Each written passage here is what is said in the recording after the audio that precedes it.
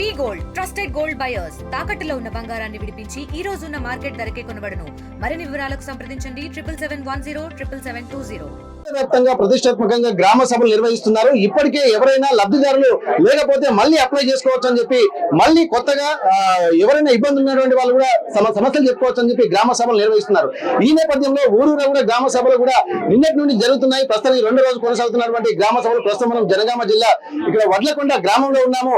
కొంత సమస్యలు ఉన్నటువంటి వాళ్ళు చెప్పాల్సినటువంటి అవసరం ఉంది. కానీ కొంత అసందిగ్ధ వాతావరణం, ఒక్కొక్కసారి యుద్ధ వాతావరణంలో జరుగుతున్నటువంటి పరిస్థితి జరుగుతుంది. ప్రస్తుతానికి వడ్లకొండలో ఎట్లాంటి పరిస్థితి ఒక్కసారి మనం స్థానికులకు తెలుసుకుందాం.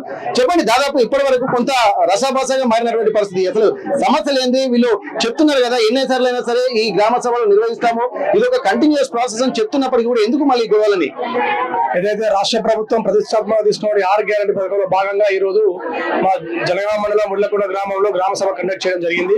దీనిలో మొదటగా రేషన్ కార్డు లిస్టు, తర్వాత రైతు భరోసా, ఆ తర్వాత ఇందిరా మిల్ల లిస్ట్ అవ్వడం జరిగింది. కాకపోతే మా ఉద్దేశం ఏంటంటే స్థానికంగా మేము ఇక్కడ ఉంటున్నాం కాబట్టి జెన్యూన్ గా ఇక్కడ ఎవరైతే లబ్ధిదారులు ఉన్నారో వాళ్ళ పేర్లు కాకుండా, అది అధికారులు కావచ్చు, ప్రభుత్వం కావచ్చు, వాళ్ళ యొక్క ఏ ప్రాతిపదికన తీసుకొని వాళ్ళు క్రైటీరియా తీసుకొని ఎట్లా వాళ్ళు ఎలిజిబుల్ లిస్ట్ చేసారో మాకు తెలియదు. కానీ ఈవెన్ గవర్నమెంట్ ఎంప్లాయీ కూడా రేషన్ కార్డు వచ్చే పరిస్థితి మనం ఈ రోజు మనం ఎదుర్కొన్నాం. మా గ్రామంలో అయితే అది పెద్ద గ్రామం, అది మండలంలో 2nd హైయెస్ట్ అటు విస్తీర్ణంగా కానీ ఇటు జనాభా ప్రాతిపదిక కానీ కేవలం 28 కార్డులు మాకు ఇచ్చి చాలా అన్యాయం చేశారు. ఒకటి. రెండోది వచ్చేసి గతంలో ఇందిరమ్మ ఇల్లు చాలా మందికి వచ్చినా, పెద్ద ప్రభుత్వం ఇచ్చినా ఇప్పటికి మళ్ళీ బెనిఫిషియల్ లిస్ట్ లో వాళ్ళ పేరు రావడం జరిగింది. ఫర్ ఎగ్జాంపుల్ నాదే లైవ్ ఎగ్జాంపుల్ తీసుకుంటే ఏం జరిగిందంటే, నేను నాకు జాగా ఉంది, at the same time application పెట్టుకున్నా, నా ఇంటికి వచ్చి అధికారులు ఎంక్వైరీ చేసారు, ఎలిజిబుల్ అని చెప్పేసి నాకున్న డీటెయిల్స్ అన్ని తీసుకొని లాగిన్ చేసుకొని ఫోటో తీసుకోవడం జరిగింది. నేను కూడా కంప్లీట్ గా నా డాక్యుమెంట్, నా సంబంధించిన ల్యాండ్ సంబంధించినటువంటి పూర్తి పత్రాలు వాళ్ళు సమర్పించడం జరిగింది. కానీ ఈ రోజు అటు ల్యాండ్ ఉన్న దానిలో పేరు రాకపోవడం, ఇటు ల్యాండ్ ఉన్న వాళ్ళకి పేరు రాకపోవడం దురదృష్టకరం. ఒకటి ఏంటంటే అధికారులు, నా దృష్టికి వచ్చే నా వరకు అయితే అధికారులు అయితే పూర్తి సర్వే చేసి పెట్టకపోవడం ఒకటి. ఇంకోటి ఏంటంటే ప్రభుత్వం ఏదైతే ప్రతిష్టానం తీసుకుందో ఇది కేవలం ప్రభుత్వం వాళ్ళ కాంగ్రెస్ కార్యకర్తలు ఒక మీటింగ్ లో జరిగింది తప్ప వేరే లేదు. ఇక్కడ స్థానికంగా వచ్చే వరకు జెన్యూన్ గా సమస్యలను అధికారులతో విన్నవించుకునే క్రమంలో, అధికారులతో మేము మాట్లాడే క్రమంలో స్థానికంగా ఉన్నటువంటి కాంగ్రెస్ వాళ్ళు మీదకి వచ్చి పడడం, అది రసాభాసలు జరగడం, కొట్టుకునే వరకు పోవడం అనేది చాలా విచారకరం. ఎందుకంటే రేపు పొద్దున అందరం గ్రామంలో కలిసే ఉంటాం. ఈ ప్రభుత్వాలు కానీ లేకపోతే ఈ పార్టీలు కానీ మనకు కూడిపెట్టే పరిస్థితి కాదు, మన తెల్లారు లేదా ముఖం చూసుకునే పరిస్థితి.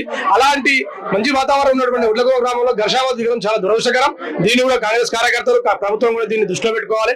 మెయిన్ గా ఈ సంక్షేమ పథకాలు ఏదైతే అమలు చేస్తున్నారో జెన్యూన్ గా 1కి 2 సార్లు వెరిఫై చేసి జెన్యూన్ గా ఎలిజిబుల్ ఉన్న వాళ్ళ మాత్రం వెళ్ళడం మా యొక్క డిమాండ్. మీరు చెప్పండి అమ్మా, మీ సమస్య ఏంది చెప్పు అసలు? ఇక్కడ నాకు కూడా ఇల్లు కావాలి సార్. నేను నా కొడుకులే లేదు, నా కొడుకులు లేరు. నేను 10 గంటల దరఖాస్తు 40 ఏళ్ళ నుంచి పెట్టుకుంటూ వచ్చినా కూడా నాకు ఇల్లు రాలే. ఇప్పటికి కూడా లేదు ఇల్లు. నాకు ఇల్లు కావాలి. నాకు మీరు చెప్పండి అసలు ఇప్పటి వరకు చెప్తున్నట్టు ఒక కాంగ్రెస్ పార్టీ కార్యకర్తల మీటింగ్ జరుగుతున్నట్టు తప్ప నిజమైన లబ్ధిదారులకు న్యాయం జరగడం అనేది చెప్తున్నారు. మరి అధికారులు ఏమో ఖచ్చితంగా ఇది ఒక కంటిన్యూస్ ప్రాసెస్ అని చెప్తా అంటున్నారు. ఎన్ని రోజులు కంటిన్యూస్ అవుతుండే అవకాశం ఉంటుంది మీరు చెప్పండి? ప్రభుత్వం ఏర్పడి దాదాపుగా 14 నెలల కాలం గడుస్తుంది. అప్లికేషన్ తీసుకోవడం వరకే ప్రభుత్వం అందవుతుంది తప్ప ప్రజలకు ఎలాంటి లబ్ధి ఇప్పటి వరకు చేకూరలేదు.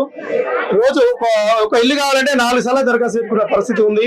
రేషన్ కార్డు, అన్నిటికీ మూలం రేషన్ కార్డు. ఆ రేషన్ కార్డుకే కొత్త మా వడ్లగొండలో 280 అప్లికేషన్ పెడితే కనీసం 28% కూడా రేషన్ కార్డు మంజూరు కాలేదు. ఇది ప్రభుత్వం మరి ఫెయిల్ అయిందని ఖచ్చితంగా నిరసన. ఇంతమంది గొడవైంది. కాంగ్రెస్ కార్యకర్తలు అడుగుతున్న వారిపై దాడి చేసి కొట్టడం కూడా జరిగింది. ఇది మంచి పద్ధతి కాదు. మన ఊర్లో ఉంటాం, అందరూ కలిసిమెలిసి ఉండాలి. ప్రభుత్వ పథకాలను అడగడం ద్వారా అడిగితే కొడతారా? అధికారులు పాపం అధికారుల దగ్గర కూడా ఎలాంటి సమాధానం లేదు. అంతా ఆ లీస్ట్ మొత్తం తప్పులో తడకగా ఉంది. ఉన్న వాళ్ళకే మళ్ళీ రావడం జరిగింది. ప్రత్యేకించి ఇందిరమ్మ ఇళ్ల విషయానికి వస్తేసరి కమిటీలు వేశారు. కమిటీలు వేస్తున్నప్పుడు మరి నిజంగా లబ్ధిదారులు ఎంపిక కాకుండా ఒక కార్యకర్తలకి ఇస్తున్నారని చెప్పి పార్టీ కార్యకర్తలు ఇస్తున్నారని మీరు భావిస్తున్నారా? ఇందిరమ్మ కమిటీ అనేది ఎంక్వైరీకి పోలేదు. అసలు ఎవరికెవరు వచ్చిందో వాళ్ళకి కూడా తెలియదు. ఇంట్లో ఆఫీసులో కూర్చొని రాయడం జరిగింది. ఇల్లు ఉన్న వాళ్ళకే ఇల్లు చేస్తారు, ఇల్లు లేని వాళ్ళకి మొత్తమే లేదు. Indiramma committee failure committee. మీరు చెప్పండి, ఏం జరుగుతుంది ఇక్కడ? అసలు నిజంగా లబ్ధిదారులకు న్యాయం జరగాలని భావిస్తున్నారా మీరు? పూర్తిగా ఇది కాంగ్రెస్ కార్యకర్తల కోసం చేసుకున్న గ్రామ సభగా ఉంది. ఇది పూర్తిగా కాంగ్రెస్ వారి కనుసన్నల్లోనే ఈ రోజు గ్రామ సభ జరిగింది. ఈ గ్రామ సభలో సమస్యల మీద లేవనెత్తి, ప్రజా సమస్యల మీద లేవనెత్తి, ప్రజా సమస్యలపై మాట్లాడుతున్న బీఆర్ఎస్ యూత్ ప్రెసిడెంట్ మీద దాడి చేయడం నిజంగా దురదృష్టకరం. దీన్ని బీఆర్ఎస్ పార్టీ గ్రామ శాఖ కూడా తీవ్రంగా ఖండిస్తూ ఈ రోజు బీఆర్ఎస్ పార్టీ తన దాడులకు, బీఆర్ఎస్ పార్టీ పైన కాంగ్రెస్ పార్టీ దాడులకు పాల్పడుతూ భయభ్రాంతులకు గురి చేస్తుంది. ప్రజల పక్షాన్ని నిలబడి ప్రజల పక్షాన్ని అడుగుతున్నటువంటి వారిపైన దాడులు చేయడం సిగ్గుచేటు. ఇక్కడ మహిళలు కూడా వాళ్ళ సమస్యలు చెప్పుకోవడానికి కూడా కొంత ముందుకు వస్తున్నటువంటి పరిస్థితి. ఒకసారి చెప్పండి మీ సమస్య ఏందమ్మా? మాకు ఇంతవరకు ఇల్లు రాలే సారు, ఇల్లు రాలే, నాకు పింఛన్ లేదు, నాకు కాలు ఇరిగింది, 4 బిడ్డలు ఒక కొడుకు సుత బాగాలేదు, ఏం పనికి సుత పోము.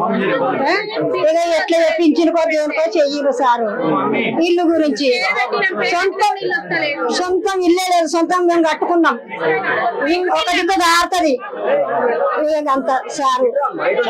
ఈ సమస్య దేని గురించి చెప్పండి మీ సమస్య? మా పెద్దమ్మ, మాకు పెంకుటిల్లే, మా 4 అక్కలు, ఒక అన్న. మీ సమస్య ఏంటమ్మా చెప్పండి ఒకసారి, ఏం జరుగుతుంది మీ సమస్య ఏంటి? ఎక్కడ చెప్తానా, మా ఊళ్ళో కూడా 40-50 ఏళ్ళ నుంచి మా కమ్యూనిస్ట్ జీతం చేసింది, చేసిన అన్యాయం చేయలేదు ఊరుకు. ఇప్పుడు 40 ఇప్పుడు ఎన్నో నాకు తెలియదు కానీ ఊరు మొత్తం ఆగిపోతుంది. ఊర్లు అట్టే ఉంటున్నాయి, రోడ్లు బాగలేవు, నల్ల నీళ్ళు వస్తలేవు, 10 అన్నం పెట్టి అడగలేము, నీళ్లు లైట్ అంతే. ప్రభుత్వం అనేది కొందరు వ్యక్తులకు లబ్ధి చేకూరనే ఉండాలి కానీ చెడు చేసేక ఉండదు. మా ఊర్లకొండ ఆశా వర్కర్ ఉంది sir, ASHA worker job card లో వాళ్ళ ఫ్యామిలీ పేర్లు మొత్తం తీసేయడం జరిగింది. ప్రభుత్వం అనేది కొంత హెల్ప్ చేయాలి తప్ప తొలగించడం సరికాదు. మీరు ఎందుకు తొలగించడమా మీది? ఇప్పుడు మా భర్త ఉన్నాడు సార్, నేనంటే పని పోను, మా ఆయన పోతాడు. 18 వాళ్ళు మా 2 పిల్లలు ఉంటారు, వాళ్ళు కూడా పోనీకి అవకాశం ఉంది. జాబ్ కార్డు తొలగించారు. అదే సార్ మాకు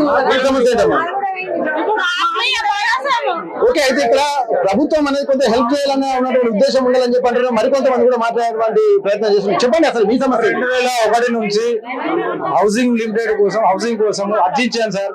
ఒక 2 సార్లు 3 సార్లు వచ్చాను. 2002లో అప్లై చేశాను సార్. ఇంతవరకు ఇల్లు అనేది లేదు సార్. నేను వాచ్మెన్ గా సిటీలో బ్రతకానికి వెళ్ళాను సార్ 2022 ఇంతవరకు కూడా ఒక ఇల్లు కాదు సార్, ఉన్న వాళ్ళకే ఇస్తున్నారు తప్ప ఒక 3 సార్లు 2003 నుంచి 2020 వరకు అర్జీ చేసిన ఇంతవరకు ఇల్లు అనేది మాకు అసలు స్పష్టంగా లేదు సార్. దానికోసం వచ్చిన సార్ గవర్నమెంట్ నుంచి ఎలాంటి సమాధానం రాలేదు. మా భర్త చనిపోయింది సార్, మా చిన్న పిల్లలు వస్తుంది సార్, కానీ ఇల్లు లేక కిరాయికి ఉంటున్నా సార్. నేను భూమి సార్, నాకు ఇల్లు లేదు, జాగా లేదు సార్. నాకు భర్త చనిపోయాడు, కిరాయికి ఉంటా సార్. ఇన్ని రోజుల నుంచి మస్తు బతలాడుతున్నా కానీ ఇంత రిక్వెస్ట్ చేస్తారు సార్. మస్తు ఇబ్బంది పడుకుంటా, నా పిల్లలు నేను చదువుకున్నా సార్. ప్రజలకు ఇంత కూడా న్యాయం చేస్తలేదు సార్. మీకు ఏం లేకుండా ఇల్లు ఎందుకు లేదు, భూమి లేదు, 3 పిల్లలు వేసుకొని మేము కిరాయి బతికే బతుకుతున్నాం సార్. మాకు పూటకి కూడా వెళ్ళడం లేదు. కష్టం రెక్కలుంటేనే కష్టం, ఇలా వేసుకుంటే మా పని తినగలుగుతాం, లేకపోతే లేదు. మా పరిస్థితి ఏంటి? ఉన్న వాళ్ళకే ఇస్తే మేము ఎక్కడ పోవాలి? ఓకే. ఇక్కడ గ్రామీణ వాతావరణంలో చాలా మంది లబ్ధిదారులు ఉన్నప్పటికీ కూడా ప్రభుత్వం సూచించినటువంటి నిబంధనల మేరకు కూడా మేము లబ్ధిదారులు అయినప్పటికీ కూడా మాకు ఎట్లాంటి న్యాయం జరుగుతుందని చెప్తున్నారు. కొంతమంది 40 ఏళ్ల నుంచి కూడా దరఖాస్తు చేసుకున్నప్పటికీ కూడా మాకు ఇప్పటి వరకు అతి గతి లేనటువంటి ఒక ఆందోళన మాత్రం వినలో వ్యక్తం అవుతుంది. ఇక్కడ జరుగుతున్నటువంటి గ్రామ సభలు కూడా సమస్యను దృష్టిలో పెట్టుకొని ఇక్కడ సమస్యను పరిష్కరించే విధంగా ఉండాలి తప్ప కొంతమందిని దృష్టిలో పెట్టుకొని లబ్ధిదారులు కూడా కొంతమందినే వేస్తున్నారు అని చెప్పి అంటున్నారు. ఇక్కడ కాంగ్రెస్ ప్రభుత్వం కూడా అధికారంలోకి వచ్చినటువంటి నేపథ్యంలో ఇక్కడ 14 నెలల నుంచి అధికారంలోకి వచ్చిన తర్వాత ఒకసారి ఇక్కడ ఉన్నటువంటి తమ ఇబ్బందులు కూడా పరిష్కరించుకోవాల్సిన అవసరం ఉంది. ఊళ్ళలో ఉన్నటువంటి వాళ్ళందరూ కూడా ఒక అన్నదమ్ములా ఉండాల్సింది తప్ప రాజకీయాలకు చోటు ఇవ్వద్దన్నటువంటి ఒక ఆలోచనలు కూడా చేస్తున్నారు. నిజమైన లబ్ధిదారులు మాత్రం ఎంపిక చేయాలన్నటువంటి సూచనలు కూడా చేస్తున్నారు. మహిళలు కూడా అనేక ఇబ్బందులు కూడా ఎదుర్కొంటున్నప్పటికీ కూడా తమ సమస్యల్ని ఖచ్చితంగా పరిష్కరించాల్సినటువంటి అవసరం కూడా ఉందని చెప్పి అంటున్నారు. ఇక్కడ ఎలాంటి ట్రాన్స్పరెన్సీ మాత్రం మెయింటైన్ చేయాలని చెప్పి ఇక్కడ బాధితులు కూడా చెప్తున్నారు. ఇప్పటి వరకు ఉన్నటువంటి సమస్యల్ని కూడా ప్రభుత్వం మళ్ళీ ఒకసారి పునరాలోచించి నిజమైనటువంటి లబ్ధిదారులను ఎంపిక చేయాలనేటువంటి ఒక సూచనలు కూడా చేస్తున్నారు. కానీ అధికారులు కూడా మరొక సూచనలు చేస్తున్నారు. ఇది నిరంతర ప్రక్రియ ఉంటుంది కాబట్టి ఇట్లాంటి ఆందోళన చెందని చెప్పి అధికారులు చెప్తున్నారు. కానీ ఇట్లాంటి హామీలు ఎప్పటి నుండో వస్తున్నాయి కానీ అమలుకు మాత్రం నోచుకోవడం అని చెప్పి అంటున్నారు. ఇల్లు లేని వాళ్ళు చాలా మంది ఉన్నారు, కానీ కొంతమంది లబ్ధిదారులు కావాలని ఎంపిక చేస్తున్నారు తప్ప నిజమైన లబ్ధిదారులను మాత్రం ఎంపిక చేయడం లేదన్నటువంటి ఆందోళన మాత్రం ఇక్కడ వడ్లకొండ గ్రామంలో జరుగుతుంది.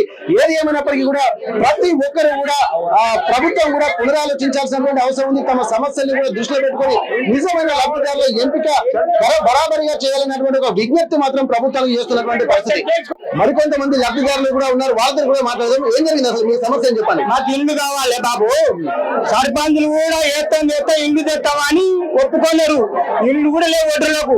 30 ఇల్లు వచ్చేటివి కూడా ఆఫ్ చేసిర్రు ఒడ్రలకు. మరి ఇది ఏంటిది? మరి పూలు కుడిచారు మొత్తం. అప్పుడు వచ్చినా కానీ మొత్తం కూలిపోయిన ఇల్లు కొన్ని. అన్ని చేస్తే ఇత్తబట్టు రోడ్లు కూడా మళ్ళీ కొట్లకొండల ఒడ్రలకు మొత్తం ఇట్లా చేస్తున్నారు. మాకు కూడా భూమి జాగా ఏం లేదు, కూలి చేసుకుంటే బతికేటోళ్ళము. నేను మామూలుగా హాస్పిటల్లో ప్రైవేట్ హాస్పిటల్ పని చేసుకొని బతుకుతా. ఈ కరువు పనిలో కూడా నా జాబ్ కార్డు తీసేసిండ్రు. ఇప్పుడు దరఖాస్తు పెట్టుకొని మళ్ళీ వేయడానికి అని అంటారు. ఇది ఎంతవరకు కరెక్ట్ సార్? 4 రోజులు హెల్త్ బాగాలేకుండా పోతే నన్ను నా కరువు పని బుక్కే కట్ చేసిర్రు. ఇందిరమ్మ కాలనీలో అసలు మోరీలు లేవు, మురికిగా ఉండి దోమలు గుట్టి అంత ఆగం. ఇందిరమ్మ కాలనీలో అసలు రోడ్లే లేవు, అంత మురికి కాలువ. మాకు రోడ్లు మోరీలు ఉండవు, ఏముండవు. గత ప్రభుత్వం కూడా మాకు మోరీలు వేయలేదు. మాకు చాలా ఇబ్బందిగా ఉంది. మాకు భూమి జాగాలు ఏమి లేవు, కూలి వేసుకుంటే బతకటోళ్ళము. మాకు ఈ ప్రభుత్వం అన్నా మాకేమైనా న్యాయం చేస్తుందని మేము ఇక్కడ అప్లికేషన్లు పెట్టుకోవడానికి వస్తే ఇదేందేదో పంచాయతీలా కొట్టుకొని తీసుకున్న వాళ్ళే తీసుకున్నారు, అప్లికేషన్లు లేనోళ్ళు లేనే లేదు. ఇగో ఇట్లాంటి ప్రభుత్వం ఉంది సార్. ఈ ప్రభుత్వం అన్నా మాకు న్యాయం చేయాలని. పేదవాళ్ళు, భర్త లేని వాళ్ళు, ఇల్లు లేని వాళ్ళు చాలా మంది ఉన్నారు. ఇంకా నాకు ఒక ఇల్లు ఉండొచ్చు, నాకు భూమి లేదు, జాగలేదు, కూలీ వేసుకుంటే బతుకుతాం. ఈ ప్రభుత్వం వల్ల దయచేసి ఈ మా పేద ప్రజలకు అందరికి న్యాయం చేయాలని, ఇల్లున్న వాళ్ళకి ఇవ్వకుండా లేని వాళ్ళకి ఇవ్వాలని మనవి చేసుకుంటున్నా సార్. ఇదంతే మాది. నేను కూడా కూలి చేసుకునేదాన్ని. నాకు భర్త లేడు, 2 పిల్లలు, ఇల్లు లేదు, జాగ లేదు, భూమి లేదు. కూలి చేసుకుంటే బతుకుతా. జాబ్ కార్డు కూడా తీసేసిరు. ఉన్నోళ్ళకే ఇస్తారు, లేనోళ్ళం ఎన్నిసార్లు అప్లై చేసినా కూడా పక్కకే నెట్టేస్తారు. మరి మా పరిస్థితి ఏంది? మాకు ఇల్లు వద్దా? మాకు జాబ్ కార్డు వద్దా? మరి మేము ఎట్లా బతకాలి? మా పిల్లలు ఎట్లా బతకాలి? భర్త లేడు. మరి మాది మీకు ఎన్నిసార్లు చేసినా కూడా ఉన్నోళ్ళకే వస్తుంది తప్ప మాకు లేని వాళ్ళకి సాయం అయితే చేస్తలేరు ఊరు నుండి. ఇక్కడ భర్త లేనటువంటి వాళ్ళకి ఎట్లాంటి మగ ఆదరవు లేదు, చిన్న చిన్న పిల్లలు, అందులో ఆడపిల్లలు ఉన్నారని చెప్పి చాలా మంది కూడా చెప్తున్నారు. అట్లాంటి వాళ్ళకు కనీసం నివాసం ఉండడానికి కూడా దీన్ని ప్రాథమికంగా గుర్తించాల్సినటువంటి అవసరం ఉందని చెప్పి అంటున్నారు. మీ సమస్య ఏంటమ్మా? అదే సార్, ఇండ్లు ఇచ్చిన వాళ్ళకే ఇస్తారు, లేని వాళ్ళు లేనే లేరు. ఒక ఇంట్లో 2 చచ్చిపోతున్నాం ఒక్కొక్క మెస్సులో రాక. మాకు చాలా ఇబ్బంది ఉంది సార్. పిల్లలు, మేము అందరికి అదే ఇబ్బంది ఉంది సార్. 10 సార్లు పెట్టినాం సార్, వచ్చిన వాళ్ళకే వస్తున్నాయి, మాకు వస్తలేవు సార్.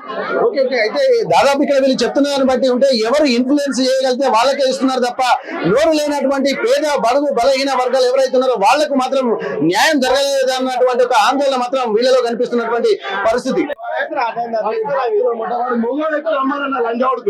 వాడు దాడి చేసిపోడు కాదు. నేను ఒక టీఆర్ఎస్ కార్యకర్తను, యూత్ ప్రెసిడెంట్ సార్. నేను ఇక్కడ నాకు ఇంతవరకు ఇందిరా మిల్లు రాలేదు. నేను అడిగిన సమస్యలు నాకు ఇంతవరకు ఇందిరా మిల్లు రాలేదు అని అడిగినందుకు కాంగ్రెస్ కార్యకర్త విష్ణు అనేటువంటి నా మీద దాడి చేసింది సార్. ఇదేనా ఇప్పుడు ఎందుకు పెట్టారు? కాంగ్రెస్ ఎందుకు పెట్టారు? సమస్యలే పరిష్కరించుకునేందుకే ఎందుకు దాడి చేసిండు? అదే విషయం నేను మాట్లాడుతూ ఇప్పుడు పోలీస్ స్టేషన్ లో కంప్లైంట్ ఇచ్చేసి వస్తాను. ఓకే, ప్రస్తుతం మీ సమస్య ఏంటో చెప్పండి. సమస్య సార్, ఆడికెళ్ళి వస్తేనే కదా లైన్ వచ్చేది. మా తాత ఏం సంపాదించలే, మా నాయన కూడా ఏం సంపాదించలే. లాస్ట్ కు గుట్టలలో ఒక పటేల్ ఇనాం ఇస్తే నాకు గుంటన్నర వచ్చింది. అలా అది భూమి కిందనట. మరి ఆ గుంటన్నర గుండు మీద వచ్చిందో, గుట్ట మీద వచ్చిందో, చెట్టు మీద వచ్చిందో తెలియదు. ఇప్పుడు నాకు భూమి లేదని రాపిస్తే నడవదట. మరి నా బతికేంది? నేను ఎట్లా బతకాలి? హైదరాబాద్ పోయి కూలీనాలు చేసుకున్న, ఆడ కూడా పని దొరుకుతలేదు. మళ్ళీ ఇక్కడికి వచ్చి చేసుకుందామంటే ఇక్కడ భూమి జాగలేదు. అది నా బాధ. ఓకే, ఏం చేస్తే మంచిగా ఉంది అనుకుంటున్నారు మరి? ఇప్పుడు వీళ్ళ అధికారులకు ఏం చెప్పదలుచుకున్నారు? ఈ సమస్యను ఎట్లా వివరించదలుచుకున్నారు? అది ఎట్లయితే ఈ సమస్య పరిష్కారం అయినా 1 ఎకరమో 2 ఎకరాలు ఉంటేనేమో అది కొన్ని రోజులకన్నా సాగు చేసుకోవచ్చు. ఒక్క గుంట ఏం చేయగలుగుతాం సార్? అందుకని నాకు భూమి లేదన్నట్టుగా రాయమని నా బాధ. ఓకే ఓకే, మీ సమస్య ఏంటి చెప్పండి. భూమి కూడా మా తాత కొన్నాడు. ఇంతవరకు పాస్బుక్ రాలే, నాకు పట్టా రాలే. కష్టమైందా నేనే ఉన్నా, కానీ నాకు పాస్బుక్ రాలే, పట్టా అయితే లేదు. ఇప్పుడు కలెక్టర్ ఆఫీస్ సంవత్సరం నుంచి తిరుగుతూనే ఉన్నా. ఎంఆర్ఓ ఆఫీసుల చుట్టూ, కలెక్టర్ చుట్టూ తిరుగుతూనే ఉన్నాయి. అదే అందు గురించి చెప్దామని వచ్చినాడు. చెప్పిన ఎవరికైనా మాట్లాడిందా? ఇప్పుడు అక్కడ ఎవరు మాట్లాడలేదు. ఇక మంది గ్రామ సభ నిర్వహిస్తున్నారు కదా, మాట్లాడచ్చు. అక్కడికి వెళ్ళి కొద్దిగా గొడవలు పెట్టుకుంటారు, కానీ ఇటు వచ్చినా ఇంత గొడవల మరి పరిష్కారం కాదనుకుంటున్నారా? మరి చెప్పే వాళ్ళకి చెప్పొచ్చు కదా. చెప్పాలి, ఇక వింటలేరు కదా ముచ్చట. మీ పేరేం పేరు? నా పేరు రాములు, మా కాస్ట్ హోటల్. ఇల్లు రాలేదు. ఇంకా ఒక్కటే ఇంట్లో 2 ఉంటున్నాం. మా తమ్ముడు, నాయన, నేను. మా భార్య ముగ్గురు పిల్లలు, నాకు ఇంతవరకు ఇల్లు రాలేదు. నా పేరు శ్రీధర్. ఇక్కడ కొంత రెండు వైపులా తప్పులు జరుగుతున్నాయని చెప్పంటే కొంతమంది ఇన్ఫ్లుయెన్స్ చేసినటువంటి వాళ్ళకి ఇస్తే, కొంతమంది అధికారులు చేసినటువంటి తప్పుల వల్ల కూడా మేము బాధితులుగా మారుతున్నాం అని చెప్పి మరికొంతమంది మాట్లాడుతున్నారు. అసలు మీ సమస్య ఏం చెప్పండి? మా సమస్య ఏంటంటే గతంలో రేషన్ కార్డులు ఇచ్చారు. రేషన్ కార్డులు ఇచ్చినప్పుడు నాకు 2 పాపలు ఒక బాబు, మాకు తల్లిదండ్రుల పేర్లు బరాబర్ వచ్చేసాయి ఆ కార్డులో.